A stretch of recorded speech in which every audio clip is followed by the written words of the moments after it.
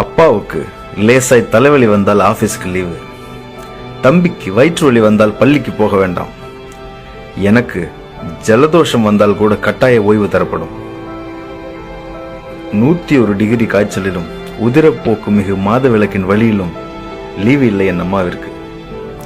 காய்ச்சல் வந்தாலும் காஃபி போட வேண்டும் அப்பாவிற்கு. கால் நடுங்கினாலும் காலை டிஃபன் பண்ண வேண்டும் கடைக்குட்டி தம்பிக்கு. ஒரு நாள் செய்தாலே வாழும் வரை சொல்லி காட்டும் உலகில் ஒரு முறை கூட சொல்லி காட்டாமல் ஒவ்வொரு நாளும் செய்திடுவாள் அம்மா. அப்பாவின் செக் புக்கு, தம்பியின் கணக்கு ஹோம்ஒர்க், பால் கணக்கு, பேப்பர் பில்லு, ஊரில் இருக்கும் ஒன்று விட்ட ஓர்படியின் போன் நம்பர் எல்லாம் தெரியும் அம்மாவிற்கு. ஆசைப்பட்டது கிடைக்காத போதும் கூட அழுவதற்கு நேரமில்லை அவளுக்கு. நான் தூங்க போகும்போது விழித்திருப்பாள், தூங்கி எழும் முன்பே விழித்திருப்பாள். எப்போது தூங்குவாளோ அம்மா. நான் அம்மாவை மதிக்கிறேன்.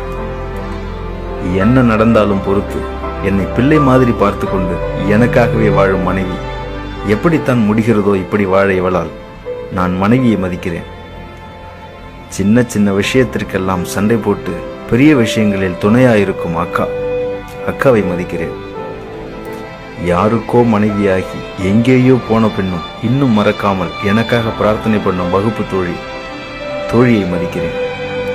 புயல் அடிச்சாலும் மழை அடிச்சாலும் விடிகாலை வீட்டு வேலை செய்ய வரும் லட்சுமி அக்கா. சின்ன பையனாயிருந்த என் கைப்பிடிச்சு ஆனா அவன் நான் சொல்லி தந்த சிவந்தி டீச்சர். இவங்கெல்லாம் இல்லைன்னா எப்படி இருந்திருக்கும் என் வாழ்வு. லட்சுமி அக்காவை, டீச்சரை நான் மதிக்கிறேன். என் வீட்டில் இன்று என்னை பார்த்தே வளரும் என் பையனும் பெண்களை மதித்தே நடப்பான் நாளை.